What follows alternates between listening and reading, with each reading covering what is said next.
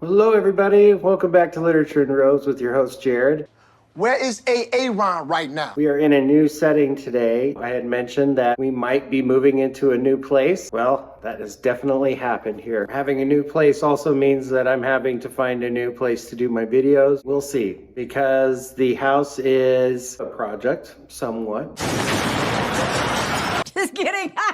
What is established here is already just a gorgeous place as it is. It has a wonderful backyard, lots of birds and deer wandering around in the backyard and everything. It's very close to nature, and that's one of the best things about this house. So if it sounds a little cavey in here, I'm in my basement. Maybe I'll be building a studio down in here. Still going to be doing the same stuff that I always do. And today we have Rapid Robes again. Yay!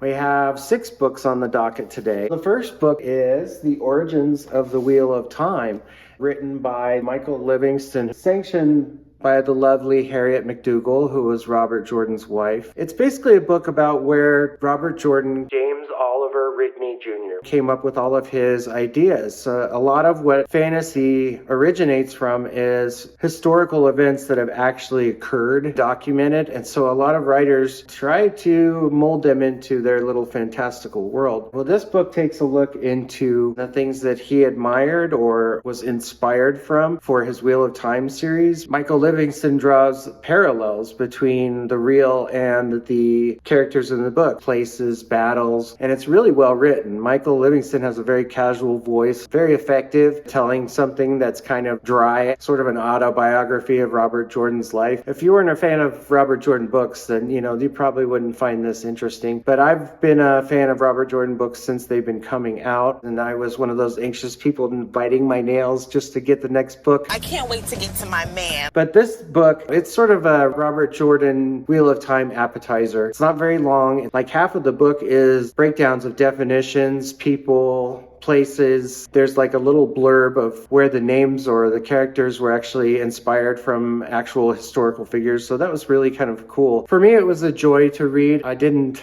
put too much into it. I just wanted to learn a little bit more about what was going on with Robert Jordan. I haven't spent as much time on the Wheel of Time Companion, but this book helped me to connect back with Robert Jordan's original books. As a Robert Jordan fan, though, and a Wheel of Time fan, I thought this was really a cool book. I gave it a 4.5 out of 5 robes, and I actually picked this copy up at the Broken Binding. It's got the sprayed digital edges, has this cool the wheel. With the Broken Binding, you often find books that are autographed. Kind of a nice little added bonus to this book. It has pictures and whatnot, the trees here. You can see like some of the swords he had, bits of chapters and stories that were written by hand. Apparently Robert Jordan would write a lot of stuff and then throw it away and start all over again. He wanted it to be right. Perfect.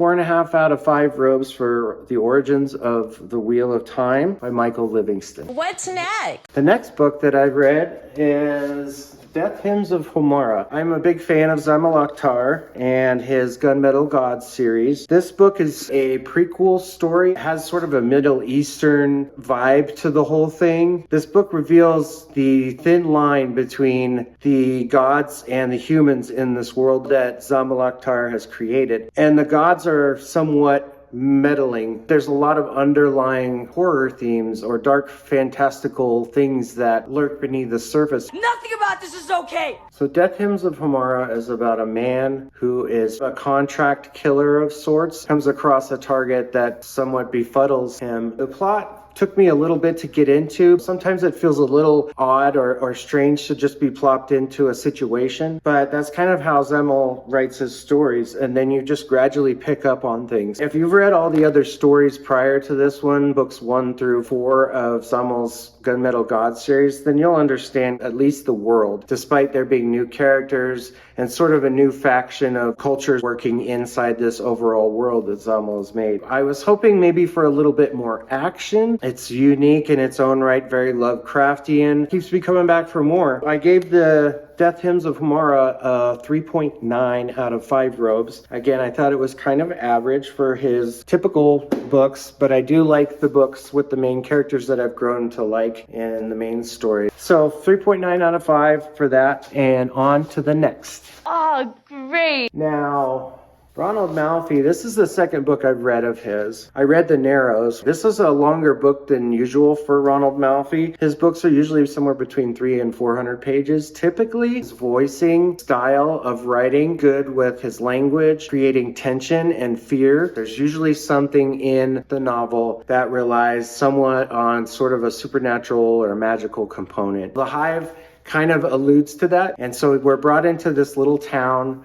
Once again, it seems like a storm kicks things in, which is similar to The Narrows. I don't know if that's a theme in some of his books, but as we know, like sometimes with a change of weather, a big flood comes through and all of a sudden the life of people in a town have become incredibly changed. What's a little more difficult about this book was there are several character point of views in this. They're all third person, but they come from all walks of life. But something is coming over the people in this town, causing them to perseverate on things. Nobody really understands why this is. Not everyone in this town, but some of these people have something going on with them. Everything changes a little bit darker, a little bit deeper into the rabbit hole. It's slowly revealed through this book. It wasn't really super action-packed. It did keep my interest in that I was wanting to know why people were feeling affected by whatever this thing was. I think I came into this book expecting this awful, horrible horror thing where a whole bunch of stuff was going to happen in a really bad way. But somehow Ronald Malfi kept the plot moving forward. I don't think it's probably his best book in terms of what all could be done with an idea kind of like this. Some of his other books are probably a little bit stronger. In the end, I gave The Hive a 3.9 out of 5 robes. It kept me reading, kind of like Death Hymns of Homara. It appealed to my curiosity factor. I wanted to know how it ended because the idea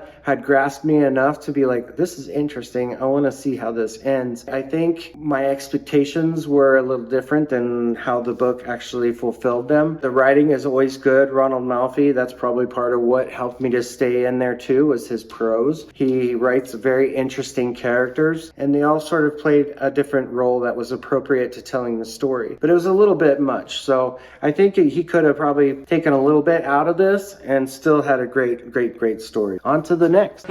Mushroom Blues is written by an author I've never read before, Adrian M. Gibson.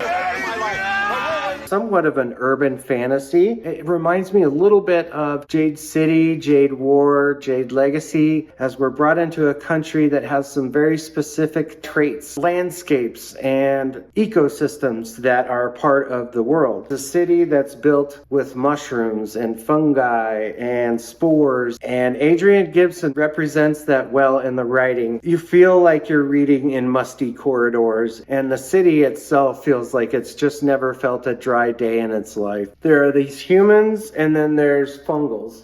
And fungals are people that have mushroom characteristics, like they have the mushroom cap for part of their head. It's actually something that grows from their head. Not like this. They have spores, mycelium. The parts of a mushroom are part of these people, the little filial things. It's this very original idea, but we have 2 police officers, and one of them is a fungal, which is a rare thing because the humans and the fungals are very much at odds with each other. And there appears to be a mystery going on. It really works on one's xenophobia or racism. It's portrayed in such a way that shows how humans are so susceptible to summing up what they see into little categorical boxes. And I think it's kind of an eye-opening presentation, even though the characters are fungals and mushroom people. We can apply this to a lot of other things that are in our real world. It's really a commentary on prejudice, racism, and whatnot. Adrian Gibson, though, I will say that Adrian also knows quite a bit about mushrooms. He seems very affluent with all things mushroom, how they are produced, all the aspects of mushroom parts, and even psychedelics. I'm freaking out, man. This is an entertaining book. It was really well written for a debut novel. I plan to continue reading more. Second little novella coming out, and I do believe there's also a Hoffman Report Book 2 coming out as well. I bought this one at the Broken Binding, and it even has, of course, his autograph there. Adrian Gibson. Wonder if there's any relation to Henry Gibson. I gave Mushroom Blues a 4.6 out of 5 robes. I was pleasantly surprised by it. It took me a little bit to read it. I think some of it was a little heavy on the world description, or I was feeling unnerved, overstimulated by the idea of being immersed in the world where mushrooms and spores and all kinds of things. It's a sense of discomfort that the author gets through with one of the main characters in the book. All right, on to the next. Onward. The Last Animal. This book came in and...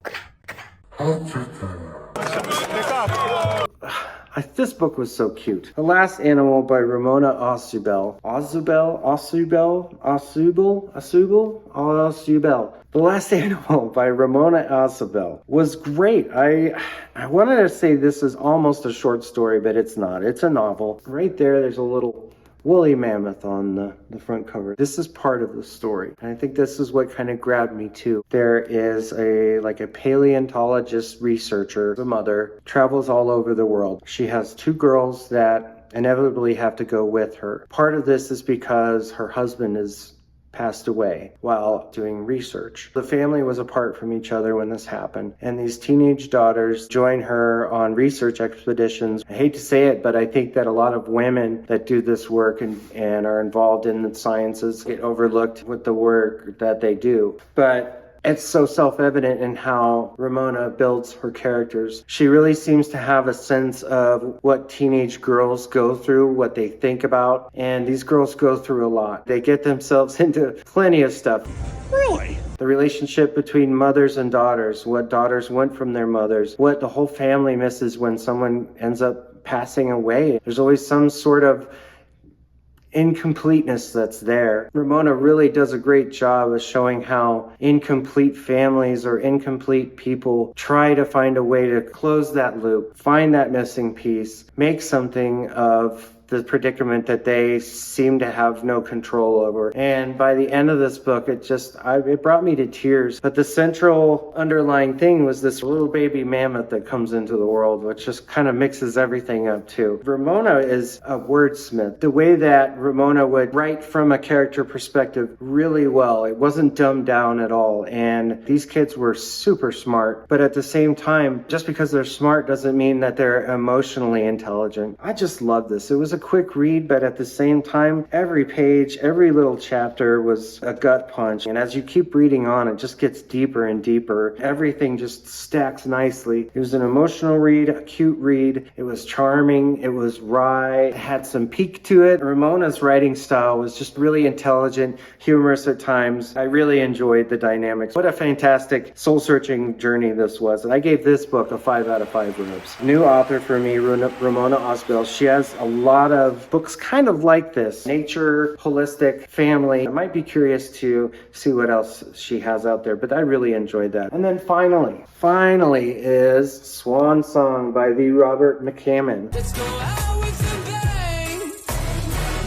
Robert McCammon is a great author. At times reminds me a little bit of Stephen King. I read Boy's Life. It was my first book by Robert McCammon that I ever read. 5 out of 5 robes, hands down. That book had me laughing, crying. I couldn't put it down. It was an amazing book. I highly recommend going out and reading Boy's Life. Anybody. But Swan Song is a little different. It was written in the 80s, late 80s. The Cold War was kind of starting to come to an end, getting the Berlin Wall taken down, space race, nuclear weapons. Definitely a concern about nuclear power and which countries have that power. And right off the get-go, we're introduced to some folks that are basically from all walks of life. A couple of them are definitely very strange, and you can tell that the world is in this crisis that's about to happen. People are just going about their business. We see that the president and the cabinet and the powers that be in the United States are debating on whether or not to get engaged in an atomic war against Russia. And inevitably, I mean, they wouldn't have a cover like this if it were a spoiler, but yes, there is a nuclear war, a nuclear idiot brigade on all sides, and the entire world becomes one big nuclear wasteland. We'll meet again. Don't know where. Don't know where. Robert McCammon describes a lot of this very accurately. You can tell that he did his research on nuclear weapons, fallout, nuclear winter, the effects of radiation. Everything would be changed in an instant and we would never have anything again. Definitely paints that here. And the rest of the book, like from maybe here on, is what did those people do? How did they survive a world that has killed itself off? What McCammon did here was really bring characters into this world that you could get behind and root for. And as you read, you discover that I think Robert McCammon sprinkles in a little magic or a little something that helps to attract us towards continuing to see what happens in the end. I don't know, it's a wild ride. This book read really fast. It was a page turner. The pacing was constantly moving. I had to suspend belief in a few areas, but it wasn't bad at all. Kind of like a Hollywood blockbuster of a story, action and stuff like that. He was moving through time pretty fast because it takes sort of a time jump after the first half of this book. How old are you? 16. I'm my grandmother. On the whole, I gave Robert McCammon's Swan Song a 4.6 out of 5. There were just some moments where I did kind of roll my eyes. I was like, oh gosh, that was a little cheese, but it serves the story. Keeps it kind of action-packed and dramatic. It's nothing that's like, okay, this is lame. it's just like, Well, maybe we could have done something different. but you know, I'm being a little bit nitpicky. It's just kind of fun to read this dystopian nightmare of a story. But what do you guys think? I did 6 books today. Have you read some of these books? Are you a fan of Zamil Akhtar or Ronald Malfi? Are you a fan of The Wheel of Time as much as I am, to where you want to read everything that's been written about what's been written in those books? So any comments are welcome. I'd love to interact with people. I swear this is going to get better. This whole setup is going to get a little bit better. I'm going to see how this video comes out. Hopefully it's not too echoey in the actual presentation. Like and subscribe if you enjoy this, and always remember to keep reading. The last Annabelle, all over. The Last Annabelle by Ramona.